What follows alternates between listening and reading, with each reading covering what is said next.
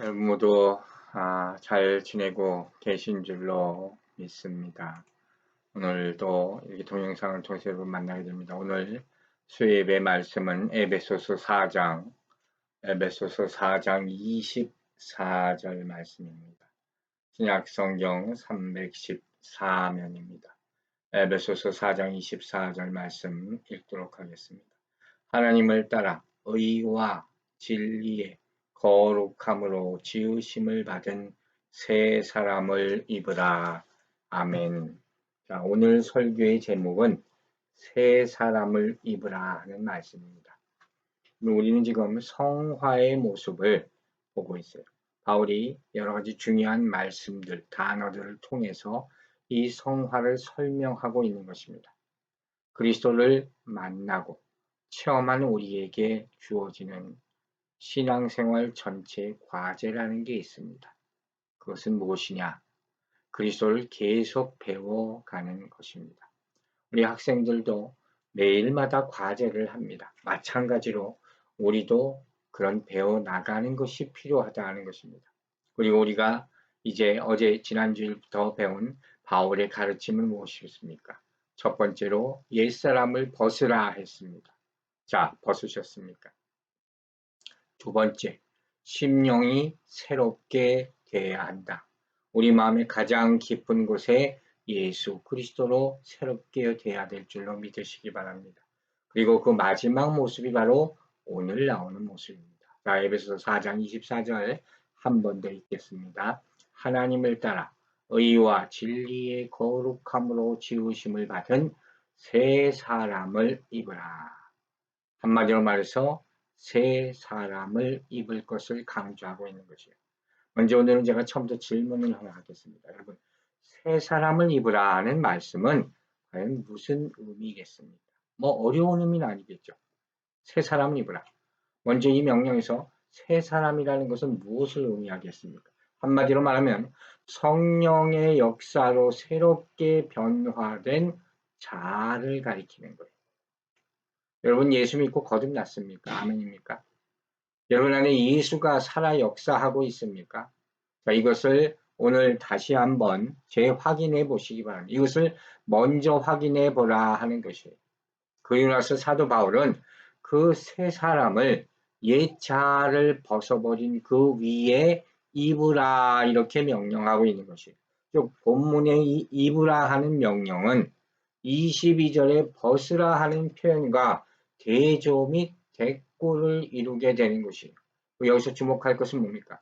신자의 내적 변화, 새롭게 되는 이 과정을 벗어버리고 입으라 하는 비유로 표현하고 있다는 것입니다. 이는 마치 사람이 더럽고 낡은 옷을 벗어버리고 깨끗한 새로운 옷을 입는 것처럼 과거의 부패한 본성과 습관을 다 청산해버리고 새로운 본성의 옷을 입어야 한다는 그런 의미를 뜻하는 것입니다.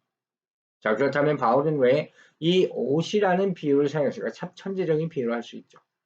여러분, 새 사람이라는 옷이 있습니까? 혹시 그런 옷 있으면 사 입으면 얼마나 우리가 좋겠습니까? 그리고 그 재료, 그 옷을 만드는 재료를 보면 뭐라고 표현합니까? 의와 거룩함. 이렇게 얘기합니다. 즉, 의와 진리의 거룩함으로 지은 옷을 입으라. 이 부분은 우리가 나중에 설명합니다. 먼저, 제가 또 아주 쉬운 질문을 한 가지 하겠습니다. 여러분, 옷을 우리가 왜 입습니까? 옷의 기능이죠. 옷은 보호합니다. 입은 사람을 감싸서 보호해 주죠. 또 옷을 입으면 착용자의 외관을 나타내 주는 것이죠. 어떤 옷을 입었느냐에 따라서 그 모습이 나타나는 것이죠. 즉, 이 옷이라는 것이 항상 옷을 입은 사람과 같이 하는 것이죠. 그래서 좋아하는 옷이 있어요. 사람마다. 또 아주 잘 맞는, 핏이 잘 맞는 그런 옷이 있다고 얘기를 하는 거예요. 그러면 중요한 것은 오늘 뭐 옷 얘기를 하는 게 아닙니다. 이와 같이 옷을 입는 것을 성경에 뭐라고 상징, 비유하느냐? 관계라는 거예요. 관계. 즉, 이 말씀은 하나님과의 관계, 만남의 관계를 뜻한다는 것이에요. 이 내용을 설명하기 위해서 옷을 입는 것, 벗는 것, 이것과 관계. 자, 누가복음 15장 탕자의 비유를 제가 인용합니다. 정말 많이 인용되는 그런 이야기죠. 오늘 본문에도 또 인용됩니다. 자, 누가복음 15장 22절 말씀 읽겠습니다. 아버지는 종들에게 이르되 제일 좋은 옷을 내어다가 입히고 손에 가락지를 끼우고 발에 신을 신기라. 여러분 이 스토리 아시죠? 탕자가 아버지 돈을 가지고 나왔다가 흥청망청 다 쓰고 거지가 돼서 집으로 돌아옵니다. 그는 그 직전까지 막 돌아오면서 이제 다 인생 포기하고 돌아오는 것이죠. 어떻게 생각합니까? 그 직전까지 이렇게 생각하는 거예요. 누가복음 15장 19절에 그 내용이 나와 있습니다. 탕자의 모습이 이렇게 그는 얘기합니다. 지금부터는 아버지의 아들이라 일컬음을 감당하지 못하겠나이다. 나를 품꾼의 하나로 보소서 하리라 하고, 즉 그는 아버지의 돈을 다 탕진하고 거지가 돼서 돌아왔을 때, 돌아오고자 막 결심했을 때 그의 마음은 뭡니까? 종이에요. 종. 그렇게 된 거예요. 그 순간 그는 아버지의 아들이었음을 잊어버립니다. 관계는 없다고 봐야 되겠죠. 그런데 그가 막상 집으로 돌아오자 아버지는 어떻게 그를 대합니까? 내 아들이라고 만나 주시는 거예요. 그뿐입니까? 아들에게 옷을 입혀주세요. 그냥 옷을 입혀주셨겠습니까? 당연히 낡은 거지 옷을 벗기고 새 옷을, 제일 좋은 옷을 입혀주셨을 것이라는 거예요. 그 결과로 어떻게 됐다고요? 신분이 회복된 것이죠. 새 사람이 되었다는 것입니다. 즉, 이 새 사람은 아버지의 능력 아래 살게 되었다 하는 것입니다. 결정적으로 뭐가 새로워졌습니까? 관계에서 새 사람이 된 겁니다. 관계가 새로워진 것이요. 여러분, 사람은 물질로 달라지지 않습니다. 물질이라는 것이 사람의 근본을 바꾸지 못하는 거예요. 또 환경이 사람을 바꾸지도 못합니다. 우리는 수없이 세상을 바꿔보려고 노력했어요. 여러분 기업마다 구조조정이라는 소리를 정말 많이 합니다. 그러나 문제가 뭔지 아십니까? 구조조정을 하는 사람이 구조조정이 되지 않았다는 거예요. 즉 사람이 달라지기 전에는 구조를 100번, 1000번 바꿔도 제도를 아무리 바꿔도 근본 문제가 해결이 안 된다는 것입니다. 그럼 뭐가 바뀌어져야 된다는 얘기입니까? 가치관.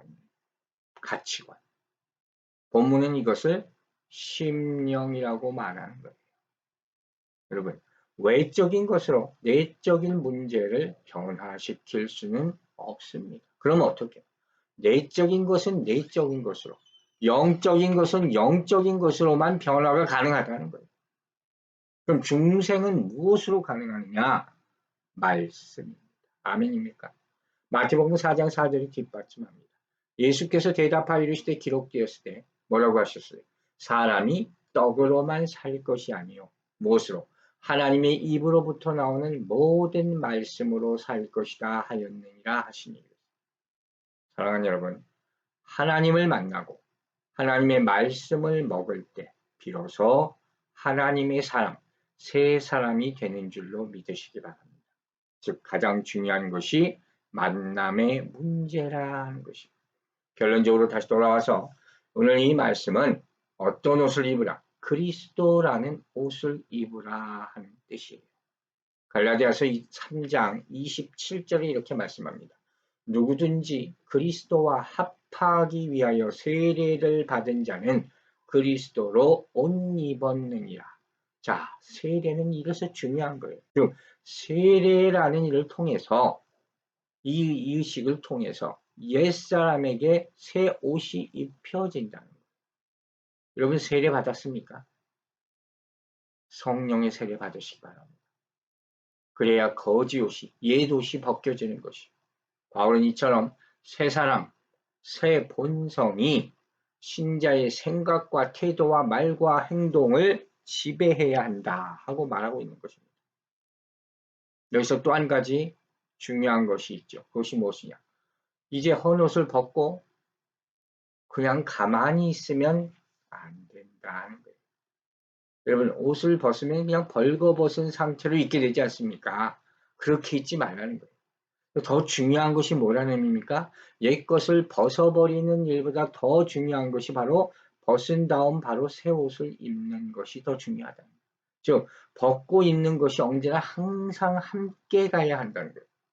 무슨 의미인지 아시겠습니까? 아시겠어요, 여러분? 이 말은 옛 것에 매여 있지 말라는 거예요. 많은 사람들이 옛 것을 벗는 것, 여기 너무 많은 시간을 할애하는 것 같아요. 근데 이러다 보면, 물론 이것이 필요하지만, 잘못하면 어떻게 될까요? 영적인 침체를 불러올 수 있다. 다시 말하면, 율법주의에 떨어져 버려요. 정죄만 하게 된다는 거예요. 비통한 심정으로. 그런 심정으로만 오래 있게 되는 것이죠. 보통 세상의 도덕과 윤리의 기준은 무엇을 강조하느냐? 벗으라를 강조해요. 그러나 말씀은 기독교는 다릅니다. 뭐가 다르냐? 자, 예를 하나 들어보겠습니다. 누가복음 11장을 보면 예수님께서 사람에게 나온 악한 귀신에 대한 말씀을 합니다. 그 핵심이 뭔지 아세요? 누가복음 11장 25절 26절 말씀이에요.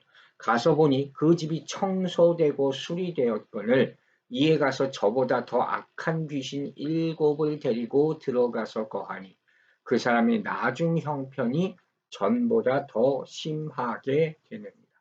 자, 이 말씀 보세요. 핵심이 뭐라고요? 귀신을 쫓아내는 것만으로는 충분하지 않다는 거. 왜? 다시 들어오기 때문에. 그럼 어떻게 하라는 말씀입니까? 말씀으로, 성령으로 이 빈집에 충만하게 하라는 거. 아멘입니까? 그들이 다시 들어오기 전에 집을 차지하고 있어야죠. 이것이 바로 성령 충만한 교회의 모습이에요.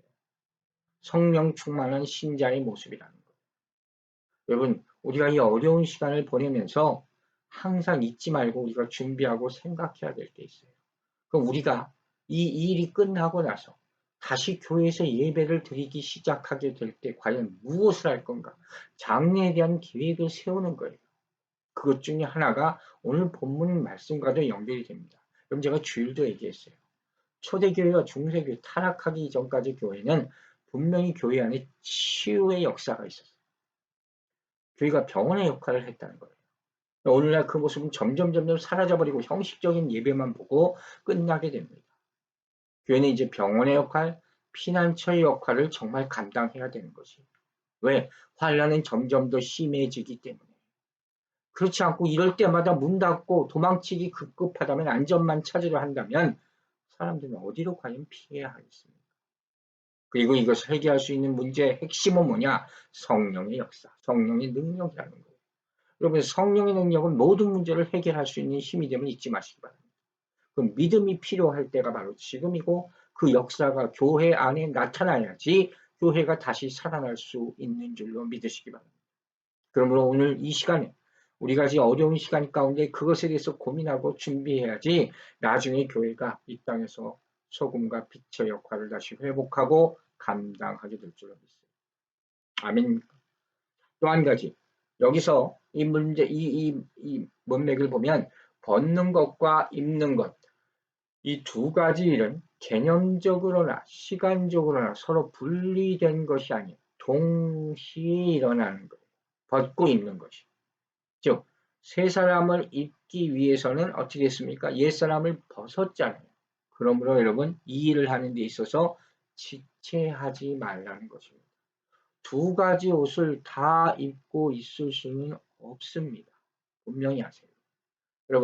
여러분 안에 성령이 있음을 믿으십니까? 아멘입니까? 분명히 에베소서, 이 글은 에베소 교인들을 향해서 바울이 보낸 편지입니다. 즉 이미 그리스도인들이 된 사람들을 향해 쓴 편지란 말이에요. 이 말은 그들 안에 이미 무엇이 새 사람이 존재하고 있음을 상기시켜 주는 것입니다. 여러분 이걸 알고 지내고 계십니까? 로마서 6장 11절에 이렇게 말합니다. 이와 같이 너희도 너희 자신을 죄에 대해서는 죽은 자요 그리스도 예수 안에 하나님 안에서 하나님께 대하여는 살아있는 자로 여길지어다. 아멘입니까? 여러분은 살아있습니까? 확인해 보시기 바랍니다. 그러므로 바울 사도가 권면하는 것은 이제 새 사람과 일치되는 삶을 살라는 거예요. 제발 더 이상 어린아이와 같이 좀 굴지 말라. 신분, 이 변화된 신분에 합당하게 좀 살아라. 또, 새 사람은 입었다 벗었다 하는 것이 아니라 이젠 절대로 벗지 말라. 이렇게 강조하고 권면하는 거죠. 혹시 이 가운데 아직도 새 옷을 입었음에도 불구하고 또 옛 것을 따라가려 합니까? 어떻게 해야 되겠습니까? 여러분, 다시 또 입으셔야 됩니다. 그래서 이 일은 어떻게 합니까? 계속해서 하는 거예요. 계속해서. 그게 성화입니다. 사랑하는 여러분, 이 일을 하는데 지치지 마세요. 포기하지도 마시기 바랍니다. 사단은 우리가 새 옷을 입는 것을 계속해서 방해합니다.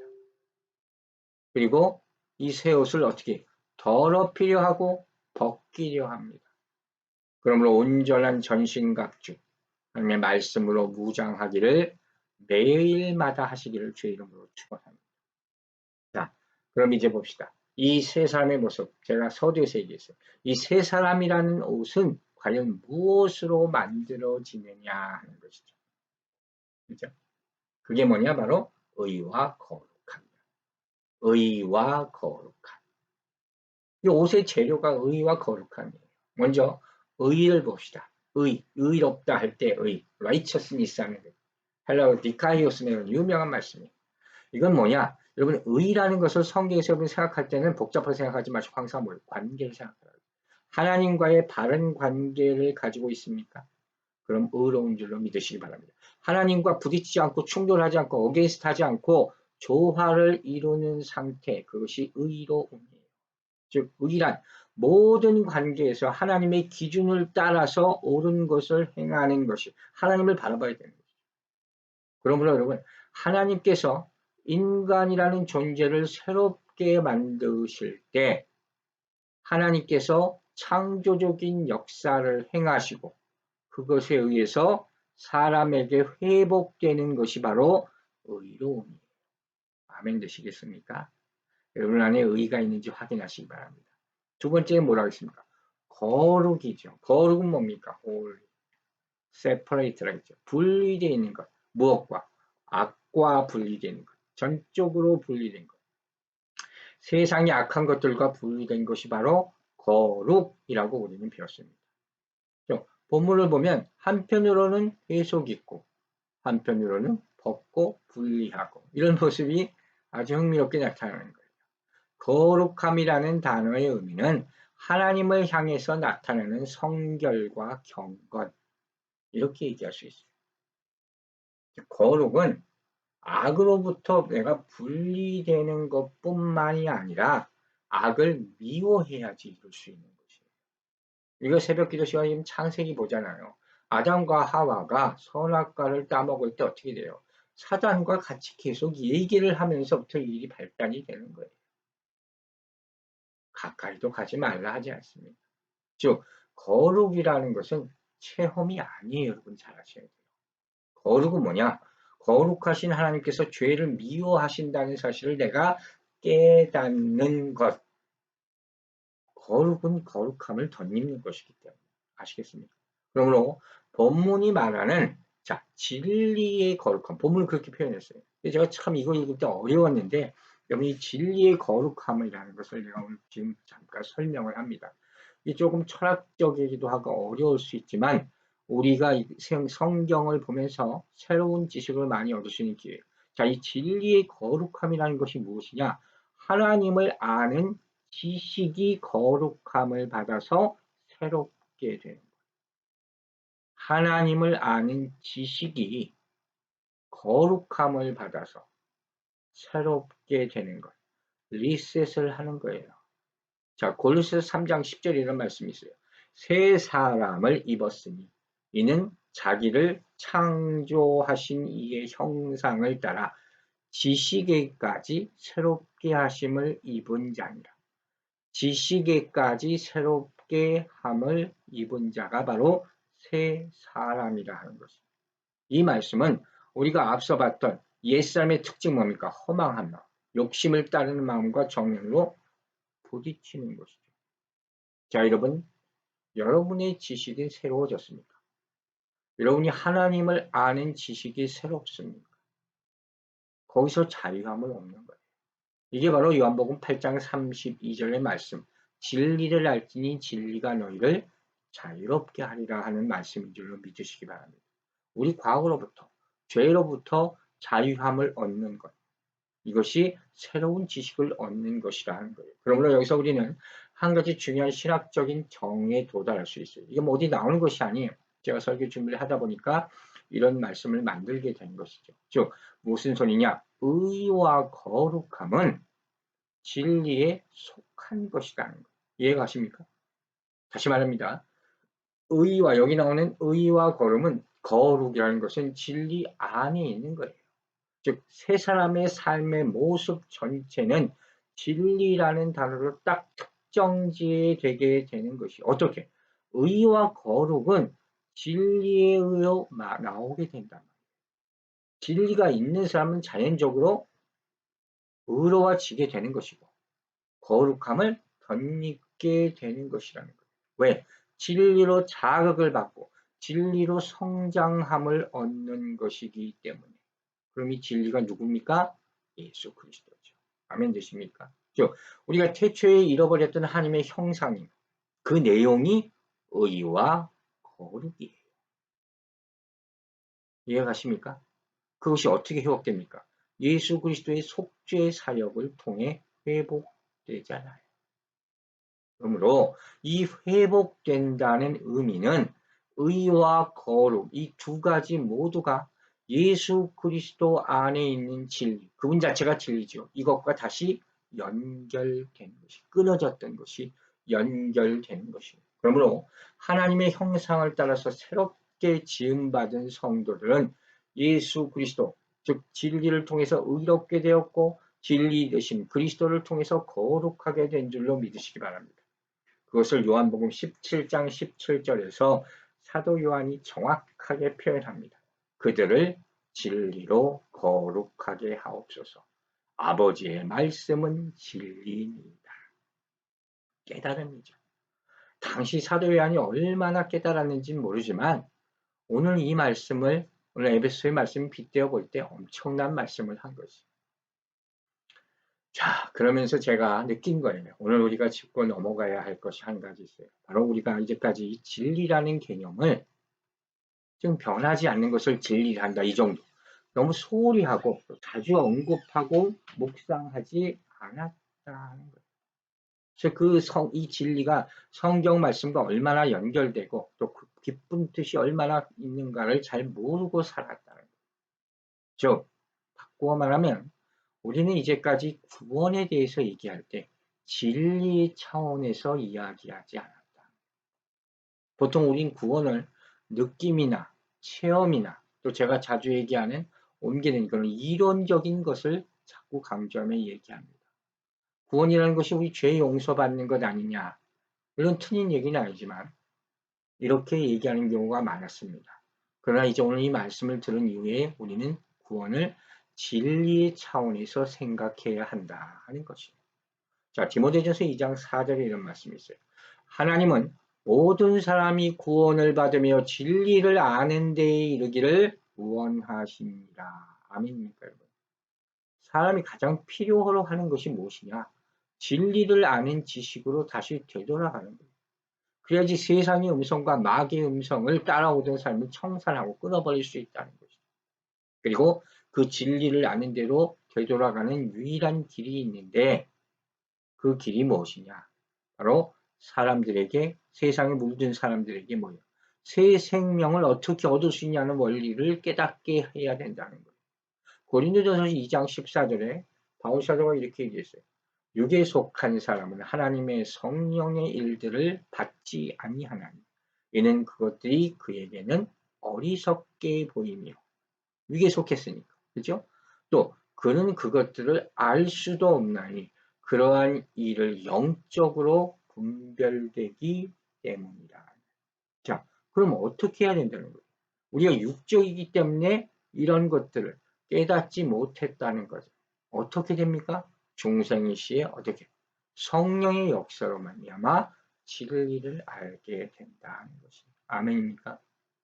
결론적으로 여러분, 구원의 모든 부분은 진리를 아는 지식으로부터 나오는 것이에요. 고린도전서 1장 30절에 이렇게 말씀합니다.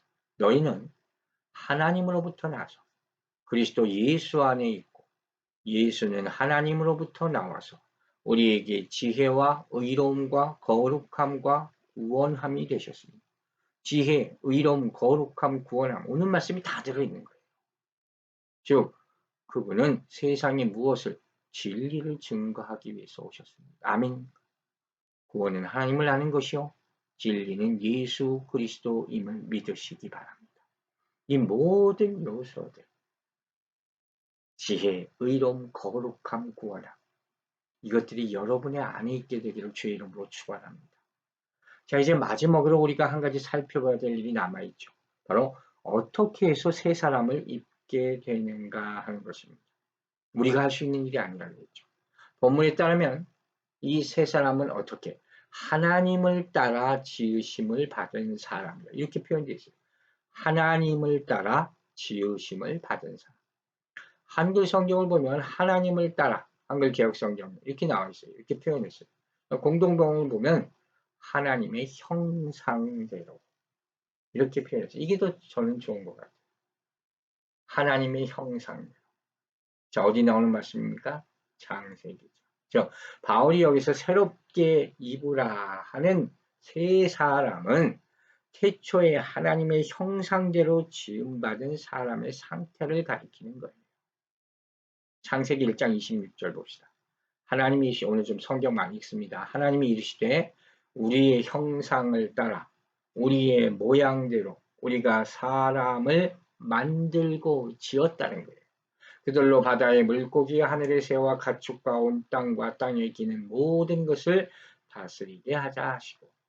그러므로 여러분 죄로 인해 상실해버렸던 하나님의 형상을 찾아가는 것이 바로 구원받은 자의 삶의 성화의 과정이라는 거예요. 여기서 말하는 지으심을 받았다 하는 말의 의미는 새 사람이 그리스도와 연합함으로 말미암아 새롭게 창조되어 새로운 본성을 가졌다는 그런 의미를 가지고 있어요.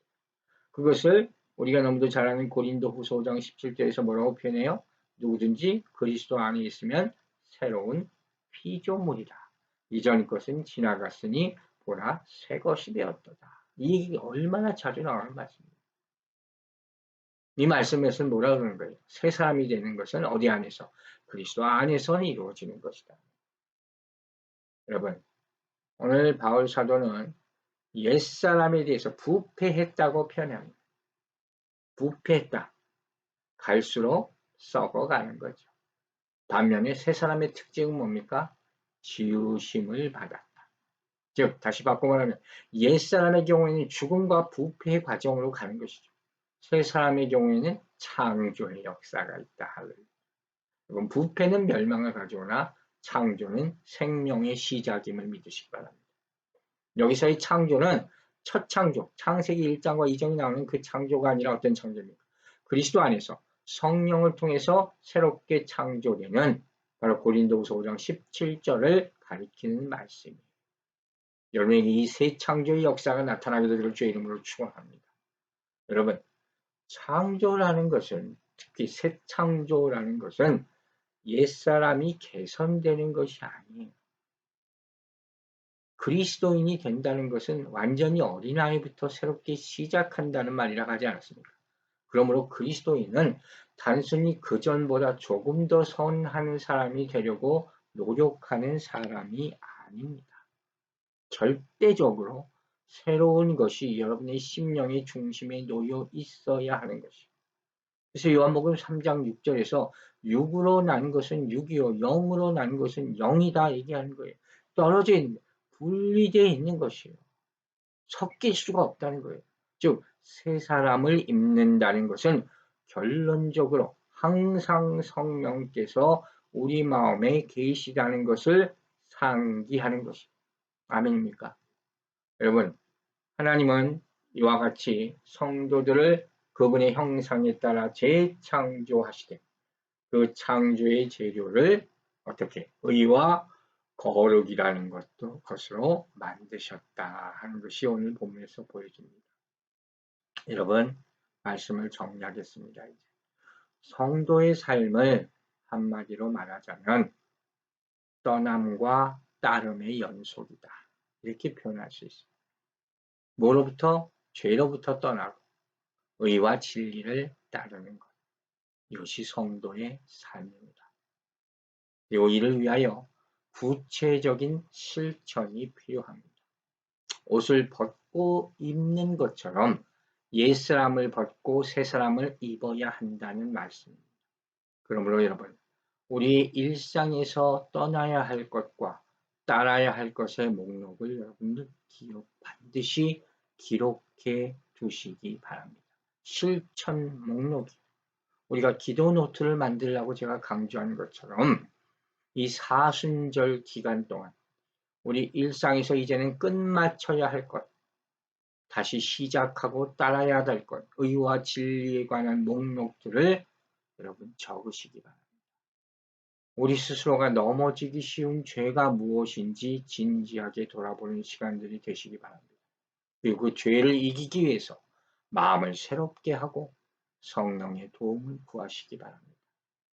생각과 기도로만 또 그냥 계속 하다 말다 하지 마시고 적극적으로, 보다 적극적으로, 능동적으로 하나님의 말씀을 실천할 수 있는 방법을 찾아서 거기에 집중하시는 시간 되시고 또 하나하나 실천해 감으로 말미암아 이 어려운 시기를 극복하고 승리하는 여러분들과 저가 되기를 주의 이름으로 축원합니다. 기도하겠습니다.